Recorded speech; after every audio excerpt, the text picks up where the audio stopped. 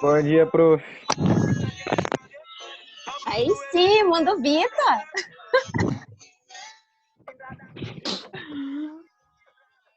Bom dia! Ouvido, meu Olha, Deus. até o Thor acordou, hein? Vamos lá, gente! Todos animados para assistir a aula de Direito Penal, do estrogonofe do direito. Como vocês estão? Como passaram o final de semana? A professora Letícia Studio falou que é top. O Leonardo falando, gente, eu não acredito. Leonardo, você ainda existe, Leonardo? Claro. Pelo amor de Deus! Gente, tem alguma coisa diferente nessa semana, começando com o Léo aqui. Para ficar mais diferente, só falta o Ginaldo aparecer. Só o Ginaldo aparecer, aí eu vou falar que vai virar o mundo, que vai vir um tempo de chuva, que a gente vai passar por dificuldades de frios e aí por diante, porque não pode. Como vocês passaram no final de semana, gente?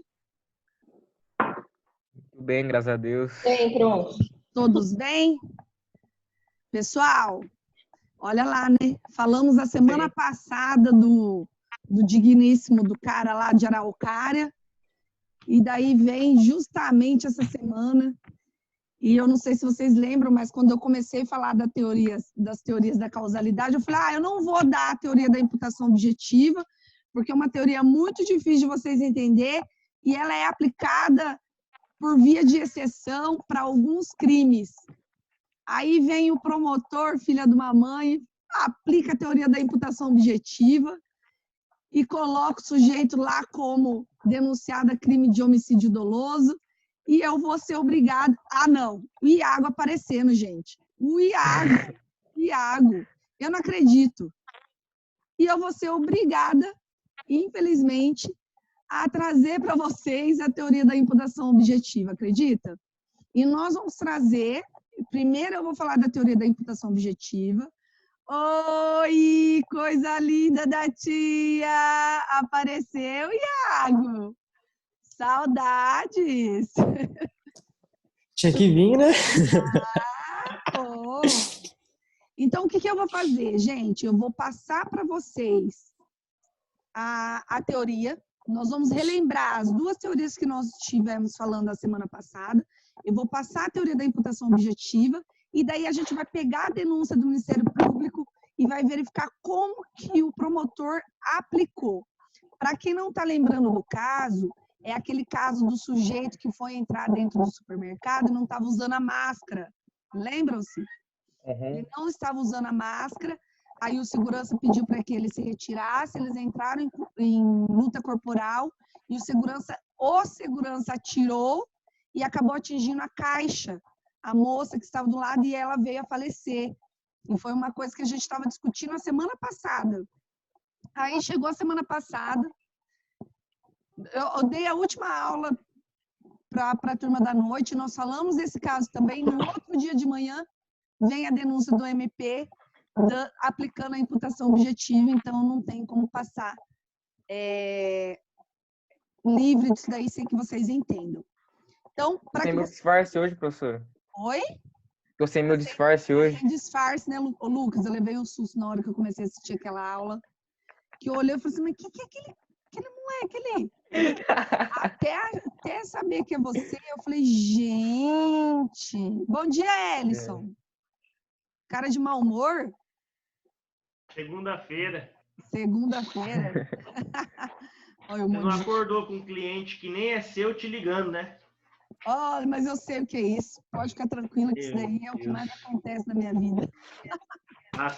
A primeira ligação foi às 7h40. Nossa. 7h40 eu estava recebendo meu café na cama ainda, filho. Pois é, precisa pra você ver. Gente, vamos lá. Para vocês se localizarem, nós estamos lá em nexo de causalidade, no ponto 5.3. Nós falamos da teoria da causalidade, lembra? Teoria da causalidade. Oi, Mávila. Oi, professora. Tudo bem? Então, dentro da teoria da causalidade, gente, nós iniciamos o estudo da teoria da equivalência dos antecedentes. Qual teoria que é essa? Teoria conditio sine qua non, lembram-se? A teoria da conditio sine qua non, na qual eu falei para vocês que ela é aplicada porque ela é a teoria de dentro do direito penal, mas que ela é aplicada com algumas adequações.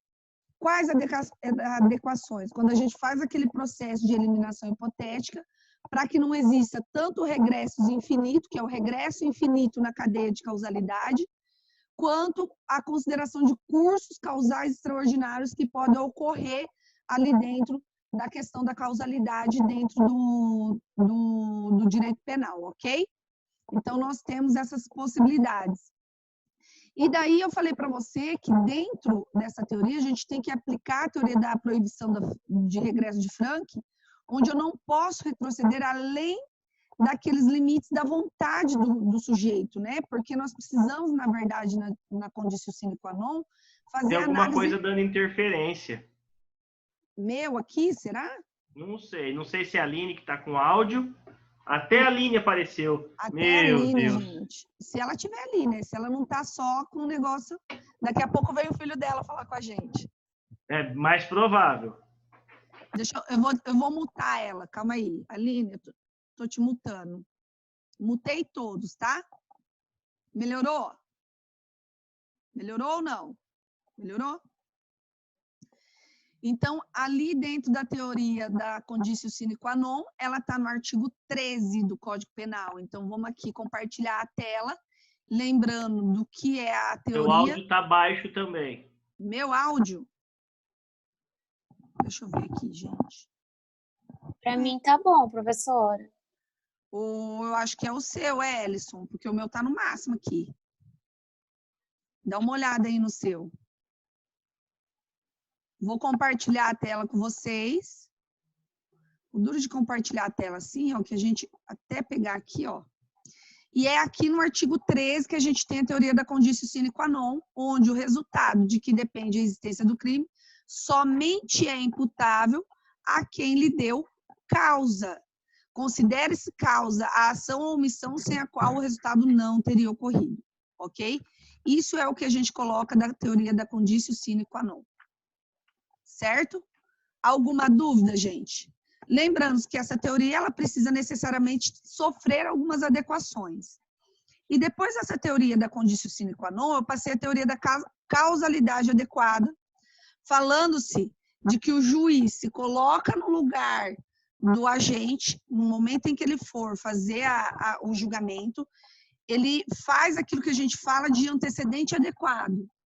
Naquele momento, ele se coloca no lugar do agente e coloca. Era aquele resultado que aconteceu, decorrente daquela conduta, era provável, possível? Era passível de acontecer? Então, ele faz essa análise para acontecer aquilo que a gente chama de prognose póstuma objetiva, ok? Então, a gente tem essas possibilidades que são colocadas aqui dentro da causalidade adequada, a teoria da causalidade adequada, tá? E daí eu fechei a aula falando que eu não iria falar da teoria da imputação objetiva, porque eu achava que era uma teoria muito difícil para vocês, tá? E que eu poderia fazer um nó na cabecinha de vocês. No entanto, eu vou ser obrigada, inclusive no material de vocês nem tem a teoria da imputação objetiva, tá? Então, após isso daí, eu quero que vocês coloquem ali, teoria da imputação objetiva. Teoria da imputação objetiva. Ô, professora, Oi, Mário. lá no YouTube, eu acho que ficou faltando uma parte da aula 2, segundo bimestre aqui. Que Da aula só tá lá a 2? primeira parte. Você pegou o meu roteiro? Você entrou No dentro Drive? você entrou dentro da minha Não, eu vi isso no playlist? canal. Entra dentro da minha playlist e na minha playlist, deixa eu verificar aqui. Agora as A playlists... professora gravou, tá lá assim. Agora as playlists, Marlon, eu tô fazendo por nome, porque os alunos estavam sofrendo muito com as playlists tudo junto, tá? Essa daqui? Isso. Não sei se vê. E aqui na playlist tem, ó, aula 1, aula 2, primeira parte. Ah, é que tá errado aqui, tá, ô Marlon? É que tá errado As duas aulas iguais. as aulas. Eu vou dar uma olhada e eu falo para você, tá bom? Beleza. É que eu acho que aqui tá errado só a forma que tá colocada a aula, tá? Mas eu vou dar uma olhada e falo para você e daí eu já atualizo ali. É bom vocês me Foi falarem. aquela aula que a professora esqueceu de gravar, depois gravou depois. Então tá certo lá. Eu acho, né? Porque eu dei uma olhada. Não, mas eu acho que tem alguma coisa errada porque tem vídeos iguais aqui, tá? Os dois últimos é de 36 minutos, tá igual. É só apagar, eu acho. Eu vou dar uma olhada, porque tem que ter, na verdade, tem que ter 3, né? Porque a nossa aula 1, a gente gravou 3 partes, tá? E daí são 2, então são 5 vídeos que tem que ter. Mas aí eu vou dar uma olhada e arrumo ali para vocês, tá bom? Beleza. Obrigado. Deixa eu até agendar aqui, porque eu tenho pouca coisa para fazer hoje, sabe? Ver aulas matutino.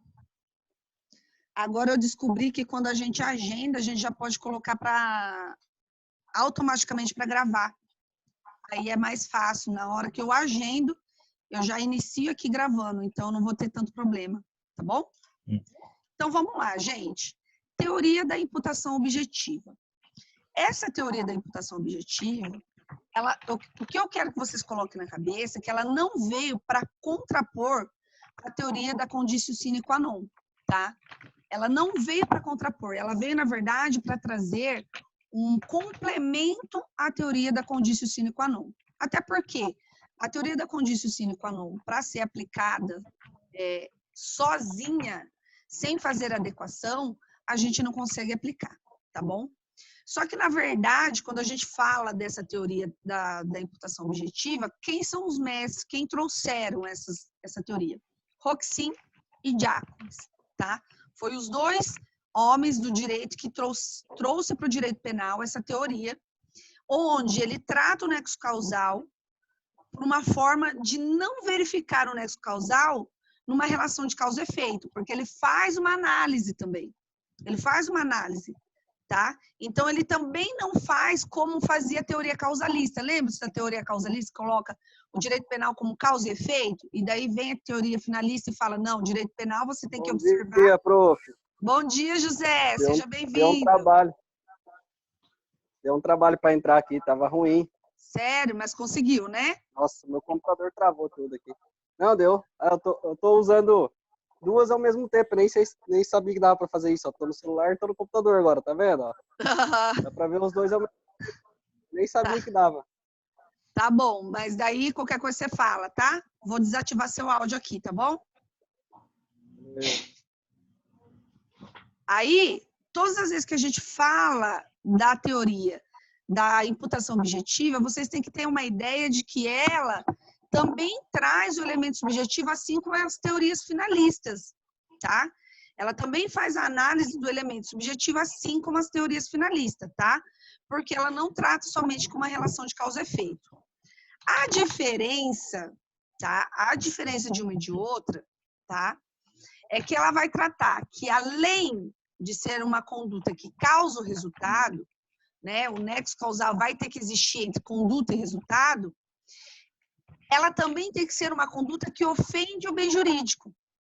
Então, eu preciso da existência desse nexo causal e eu também preciso da existência de um nexo normativo, porque eu tenho que trazer uma ofensa ao bem jurídico. E para ela ser aplicada, ela tem alguns requisitos, tá? E o que eu queria que vocês anotassem aí, requisitos para a aplicação da teoria da imputação objetiva.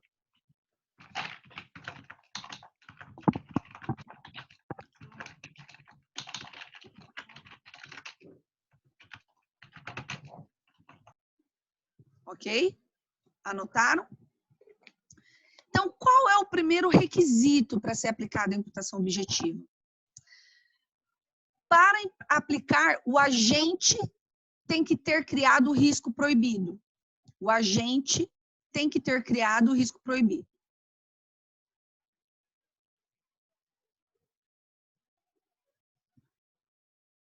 O que é o risco proibido? Não é qualquer conduta que está dentro do nexo causal de risco proibido. Por exemplo, se eu, Letícia, quero matar o meu marido, e eu sei que ele pode ir em algum restaurante comigo e engasgar. Eu vou com ele nesse restaurante, ele engasga, e, consequentemente, vem a resultado morte. Eu agir para isso? Eu sair com meu marido para ir num restaurante jantar, é algum risco proibido? Não, não é um risco proibido. Eu não trouxe um risco proibido aqui, eu não trouxe um perigo para a existência dele aqui. O fato de eu sair jantar com ele não traz um risco proibido, ok? Por mais que eu quisesse inconscientemente que isso acontecesse, mas eu não agi, a minha conduta não trouxe esse risco proibido e eu não agi para que isso acontecesse. Diferentemente, se eu tivesse chegado lá, falando, olha, eu quero determinado prato porque eu conscientemente sei que aquele prato traria o resultado morte para ele, tá? Mas não é isso que aconteceu. O simples fato de eu chamar ele para ir jantar não vai trazer um risco proibido, ok? Esse é o nosso primeiro elemento que eu preciso observar. Para existir imputação objetiva, além de eu ter criado risco proibido, o resultado deve estar na mesma linha de desdobramento causal da conduta. O que isso quer dizer? Vamos lá. O resultado deve estar... Esse é o outro requisito? É o segundo requisito. O resultado deve estar na mesma linha de desdobramento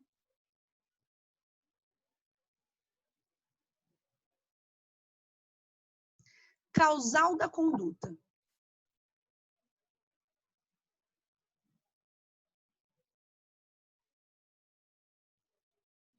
Na mesma linha de desdobramento causal da conduta. E eu estou achando que a gente vai ter muita imputação objetiva sendo colocada aí. Nossa, gente. Quem estudou direito penal há 20 anos atrás vai ter que estudar tudo de novo, porque as coisas estão mudando tudo. O que isso quer dizer, gente? A conduta do sujeito tem que estar dentro do âmbito de risco dessa conduta. Então, por exemplo, né? Vamos lá. O traficante que vende uma droga. Ele vende droga. Existe o risco do usuário ter uma overdose? Existe. Mas eu não posso imputar ao traficante a morte por overdose desse usuário. Porque a conduta dele de vender drogas e vender drogas para Deus e o mundo não está dentro do âmbito de risco. Tá? Então, a gente não vai conseguir imputar a ele a morte dele, porque ele não teve a consciência. Você acha que cada traficante ele vai ficar tendo a consciência, será que o sujeito vai morrer de overdose ou não? Será que o sujeito consegue sobreviver sem morrer? Entendeu? Então, imagine se ele fosse fazer isso. Se ele, a cada maconha que ele vendesse, a cada cocaína que ele vendesse, se ele fosse pensar nisso, ele viveria com um crime de homicídio qualificado pro resto da vida, né? Pelo contrário, ele nem tem esse objetivo quando ele vende a droga. Vou matar meu usuário, até porque quanto mais droga ele vender, mais dinheiro ele tem. Faz parte da conduta dele a venda da droga, entendeu? E ele quer o usuário, porque ele quer o dinheiro. Fala, Mávila. É como o fast food também, assim, às vezes vende certo tipo de comida que faz mal para a saúde, mas também não pode culpar eles, né? Isso. É exatamente assim. Exatamente assim. É a mesma coisa eu, Letícia, que sofro de pressão alta, sofro de problemas cardíacos e eu vivo comendo fast food, né? O âmbito de atuação deles não está dentro do risco. Se cada pessoa que morre em decorrência de overdose ou cada pessoa que morre em decorrência do colesterol, imagine se você for imputar para cada dono de restaurante a qual o sujeito é cliente. Não tem como, porque a conduta dele não está diretamente dentro do desdobramento causal da conduta. O que isso quer dizer? Lembra-se quando a gente faz aquela análise de hipótese e vai regredindo, desde o sujeito que fabrica a arma até o sujeito que vende a arma? Se a gente fosse levar nesse sentido, a gente teria que voltar lá no fabricante da arma. E o fabricante da arma também seria imputado numa situação dessa? Então, o que a teoria da imputação objetiva diz? Se a conduta do agente não estiver nesse desdobramento causal, não adianta. Então, quando o sujeito estiver agindo, ele deve estar agindo dentro do âmbito do risco. Na conduta dele, ele deve pensar que ele pode ser colocado dentro de um resultado causado e que ele deveria saber que ele poderia, com a conduta dele, causar aquele resultado. Eu não vou entender agora, mas vocês vão, só um pouquinho, Ellison, vocês vão entender exatamente na hora que a gente pegar a denúncia lá do supermercado. Porque a gente vai conseguir analisar o pensamento do promotor exatamente com esses requisitos aqui. Tá bom?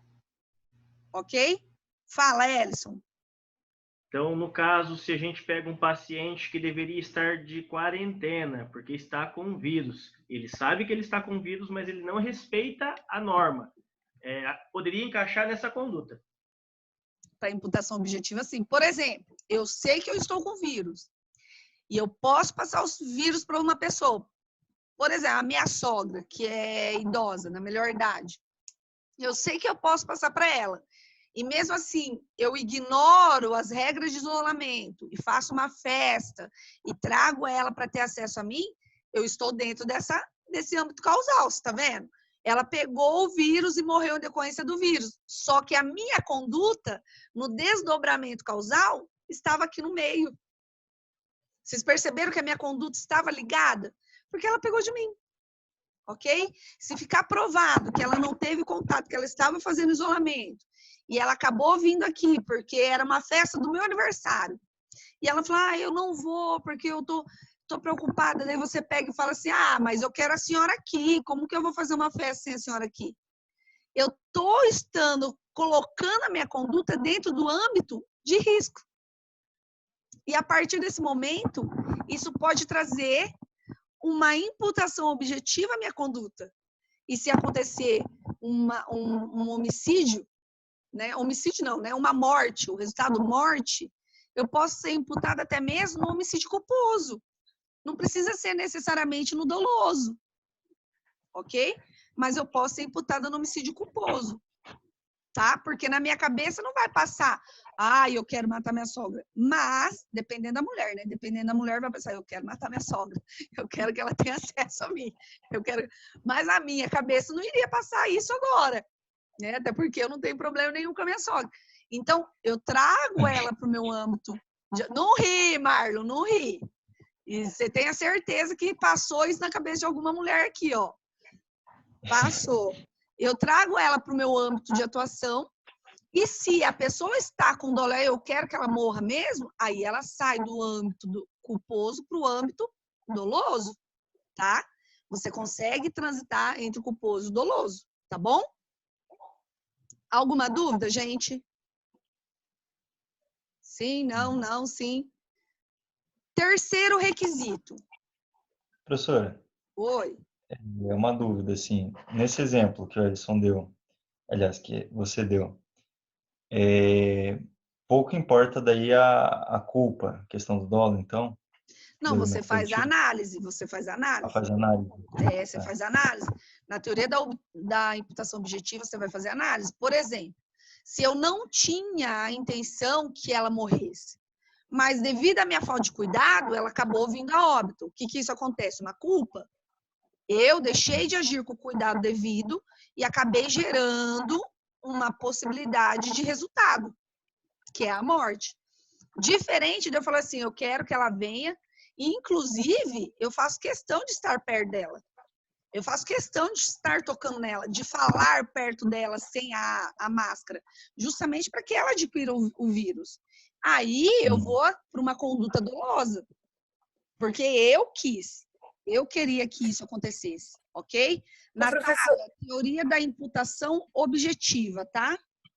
Fala, Mávila. Ô, professor, e se você não soubesse que você estava com o vírus? É isso que eu pensei Aí, mesmo. se você não sabe que você está com vírus, gente, você não tem como imputar a você algo. O que nós estamos falando é uma pessoa que tem o vírus e tem ordem de isolamento. E desrespeita a ordem de isolamento. Ok?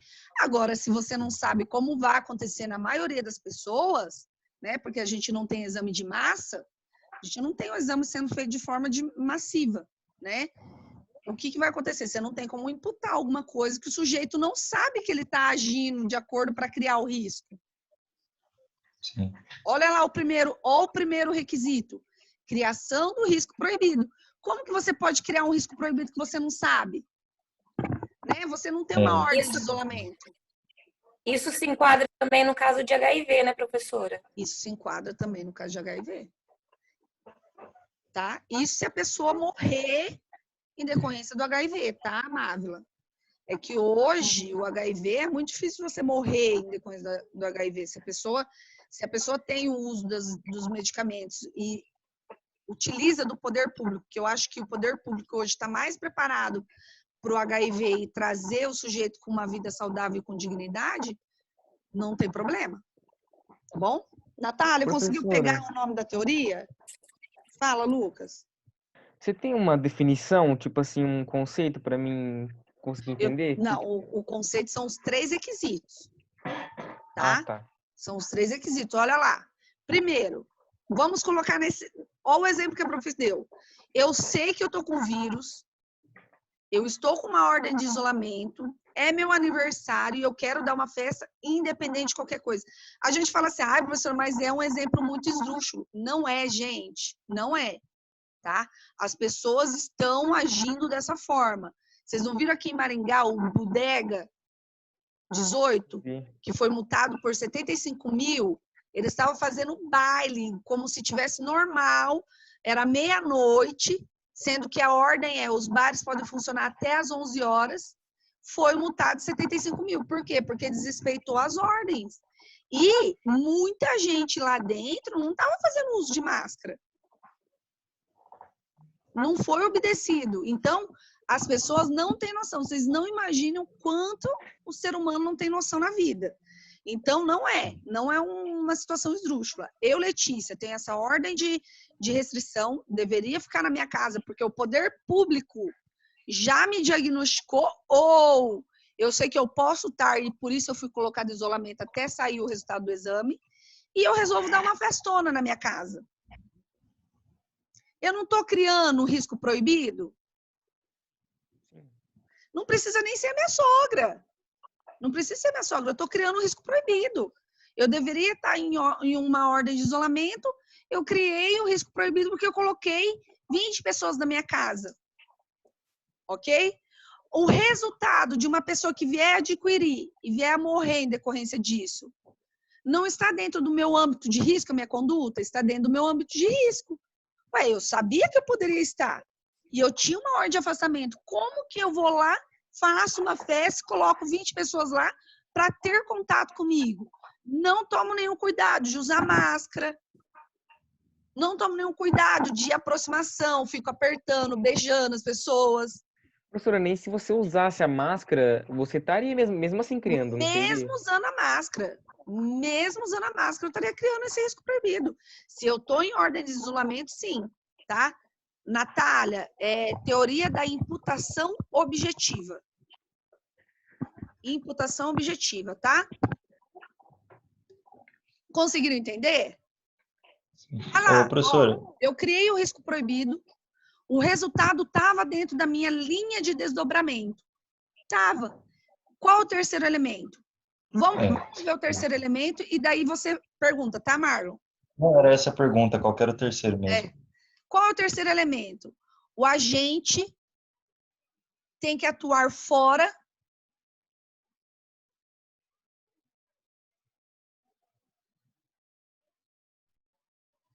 do sentido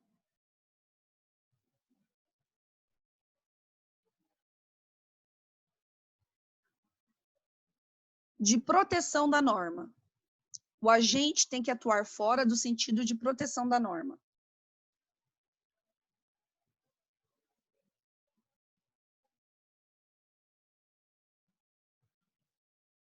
O que isso acontece? O que é a atuação fora do sentido de proteção da norma? O sentido de proteção da norma é aquilo que a norma permite que nós fazermos. Vamos fazer aquilo que ela permite. Então, a partir do momento que ela está me dando uma ordem de proibição, uma ordem de isolamento, e eu não me coloco nessa ordem de isolamento, eu saí da proteção da norma. Eu estou agindo contrário à norma. Contrário à norma. Então, toda vez que a gente age dentro de um padrão social que é adequado, esperado, desempenhado segundo o seu papel social, ele está legal. Agora, se ele sair de fora desse padrão, ele estará gerando esse risco permitido. Ele estará. Então, se ele sair de forma dessa proteção legal, daquilo que a norma não permite que ele realize, ele estará realizando um risco permitido. E aí que vai, né? O risco permitido não tem problema. Já quando a gente chama de risco proibido, ele não pode agir. Vamos lembrar o caso de Araucária? Vamos lá. Toda vez que, o que eu quero que vocês coloquem na cabeça? Toda vez que eu realizo um padrão adequado, socialmente aceitável, né? Aquilo que a sociedade espera de mim perante um papel social que eu exerço.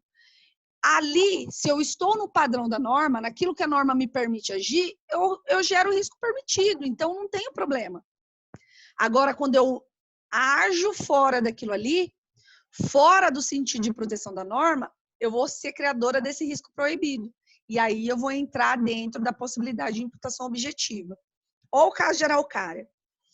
Estamos em um momento de pandemia, né? Eu não sei se vocês viram, mas ontem nós batemos a meta. Olha, nossa, não tem nem madeira aqui para mim. Chegando na média, dobra. Dobra, pelo amor de Deus. Qual que é a meta, prof? Morrer quantas pessoas? O número de 16 mil pessoas no Brasil. Nós já somos o terceiro país do mundo a mais morrer pessoas no mundo, né? O que se era esperado, né? Não tanto mais que a China. Isso mostra que a professora Andressa, quando ela dava os chilique dela lá em dezembro e janeiro, que ela começou a dar os chilique dela por causa do coronavírus, mostra o quanto ela estava certa na época.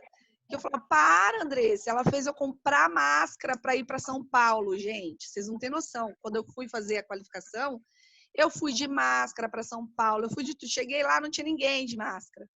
Encontrei uma louca de máscara, tirei foto, falei, Andressa, eu sou parente, tá aqui. E hoje eu percebo o quanto ela tinha razão, porque, querendo ou não, o nosso número populacional é muito alto. E como a gente começou o nosso isolamento anterior, as pessoas já não estão aguentando mais.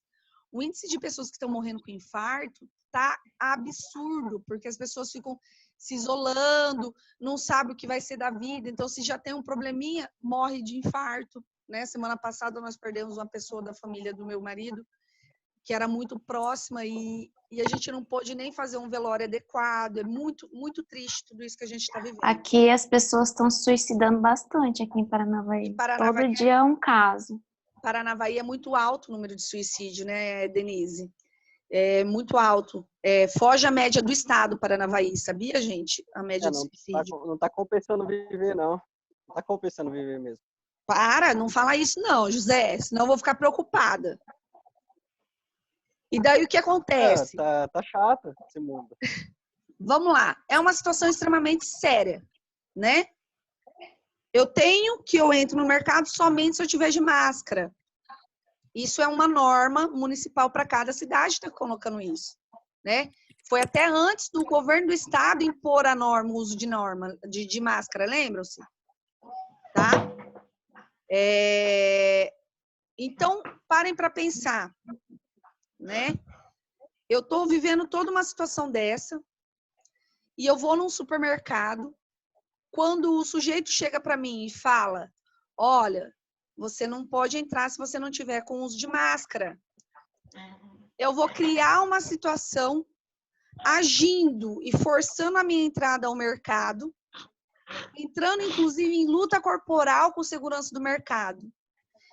Além de eu estar criando um risco proibido, eu estou colocando a minha conduta no desdobramento causal do resultado e, além disso, eu estou atuando fora do meu limite de proteção da norma. Eu consigo colocar esses 3 requisitos de análise dentro da conduta dele. E qual que foi o resultado? A morte. A morte de quem? De uma caixa. A morte de uma caixa. Lembra-se do caso? A caixa faleceu.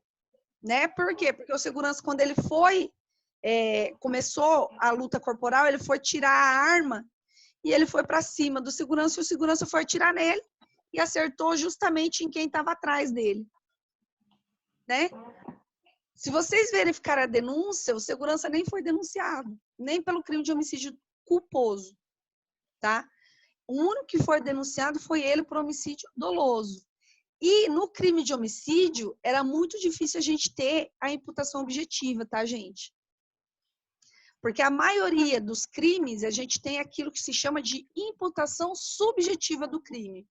O sujeito quis ou não. Pela imputação subjetiva, eu não posso pegar um sujeito que nem numa arma ele tocou, porque ele não tocou na arma, e imputar o crime de homicídio que decorreu desse disparo dessa arma a esse sujeito, porque ele nem tocou. Vê que a conduta dele não tinha um nexo causal diretamente ligado ao resultado.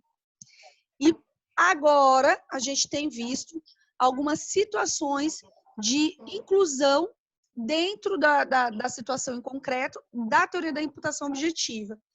Graças àquilo que a gente fala, e eu já mostrei para vocês lá no inicinho das aulas de direito penal, lembra que eu fiz uma diferenciação, direito penal do autor, direito penal do fato? Lembra-se? E eu falo que para quando a gente faz uma imputação, a gente tem que analisar o fato de forma subjetiva e não analisar a figura do criminoso. Devido a essa mentalidade que a gente tem hoje de prontamente punir uma pessoa, porque a gente tem uma cultura extremamente retributiva, o que é aplicado numa situação dessa? Direito penal do autor. Desconsidera-se todo o fato e busca-se uma imputação para o autor para dar uma resposta para a sociedade. E agindo de acordo com o direito penal do autor, o que a doutrina faz? Como que eu posso imputar ao autor? Porque é um absurdo a forma que ele agiu socialmente. E a sociedade inteira, ela não quer pessoas que ajam dessa forma. Como que eu posso imputar esse direito penal para o autor? Vamos pegar a teoria da imputação objetiva e vamos fazer a análise da conduta de acordo com esses elementos da teoria da imputação objetiva e vamos colocar para ele o quê?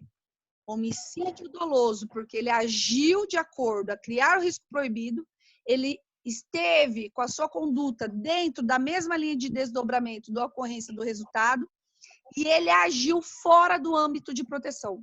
Coloca um homicídio doloso para ele. Pessoal, vai cair agora, vamos voltar para a nossa segunda parte da aula e daí a gente conversa ali.